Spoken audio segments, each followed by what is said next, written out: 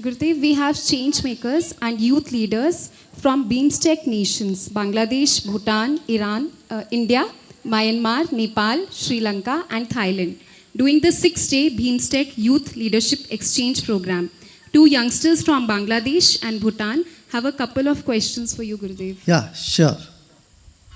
Jai Gurudev. Yeah. My name is Rosh Pinkale and I'm from Bhutan.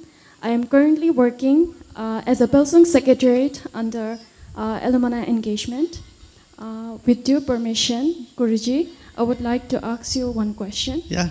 What is the ultimate way to not be too critical, be it with yourself or others? How do I actually feel content in what I have and what I accomplish? Okay.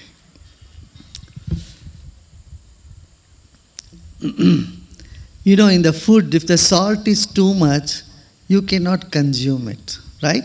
You can feel it. You put it in the mouth, you say, oh, no. And if it is no salt also, it's not consumable, right? You need the right amount of salt in the food. In the same way,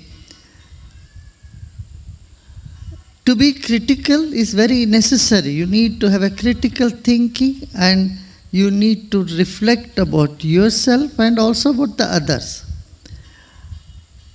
Having said this, I would say you have to see that your criticism, is it contributing for growth or it is only contributing for more negativity in you? Is it contributing for your own strength or your resolution to become better, or it is bringing your morale and your energy down? These are some things you have to look into it. No? So, to see your own self with a critical angle will help you grow. As I said, like this pinch of salt in the food. Too much will cause lack of self-confidence, and nothing of it at all will make you become very arrogant, and you are unlikely to learn anything more and better yourself. So that is about yourself.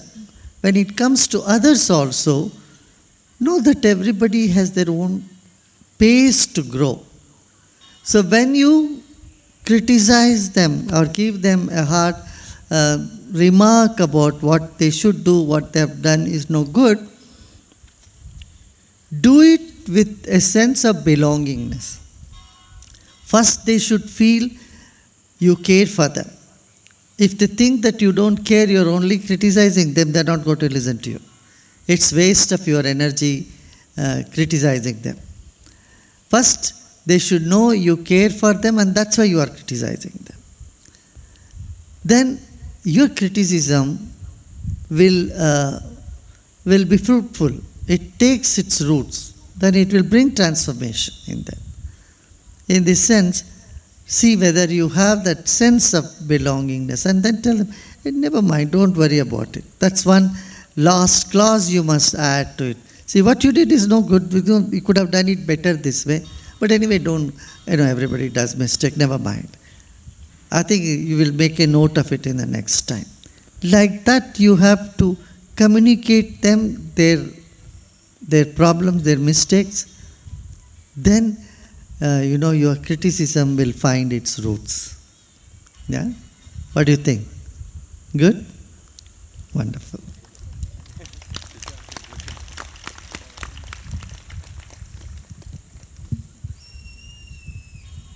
I offer my respect to Guruji. My name is Rokaya Jannat and I am representing Bangladesh in the Bheemstek Youth Exchange Leadership Program. With your permission, my question to you is, how can we balance ambition and success when we have detachment and contentment? Thank you. Yes.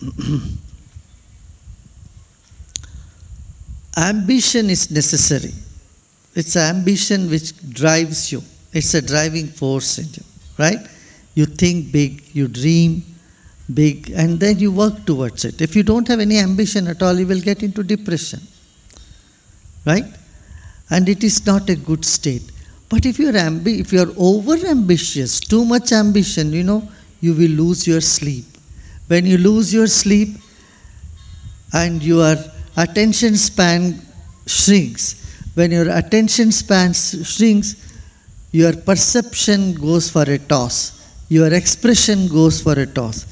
When you can't perceive things the way they are, when you can't express yourself properly, forget about success. Success is so far away in any field you take it. That's why, you have to have your ambition like the shoes. You need shoes when you walk around, but when you want to take shower, you need to come out of the shoes. Nobody goes into shower with the shoes on. What do you say, someone who goes on with the shoes on, or goes to bed with the shoes on? Like that, we need ambition, but the ambition need to be checked. And how can we do it? That is what is called wisdom. Wisdom in life is balancing your ambition with practicality and seeing life from a bigger perspective. Yeah.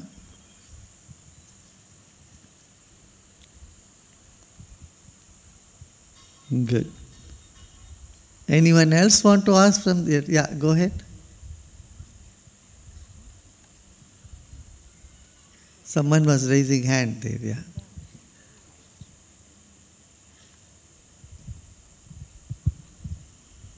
Namaskar, Gurudev.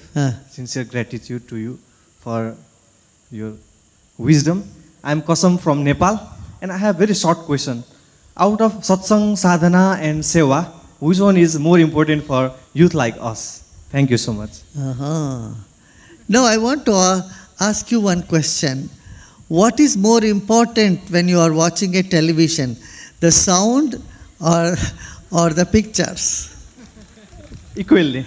Equally, like that. Seva, you do service to people is necessary. At the same time, if you are not strong, if you are not centered, if you are not, mindful, if you are not alert, then you can't even do seva properly, right? If you are depressed, forget about seva. People who are depressed, they take seva from others. They take more seva than they do. And if someone is depressed, they don't even keep their own room clean. Forget about taking care of cleanliness of our country, our planet. So, it is necessary to do our sadhana. Sadhana makes you happier, stronger, and more energetic.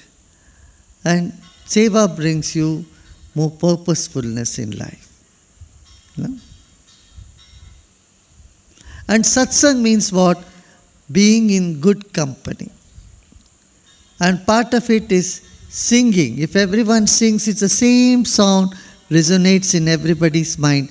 So all our minds gets united.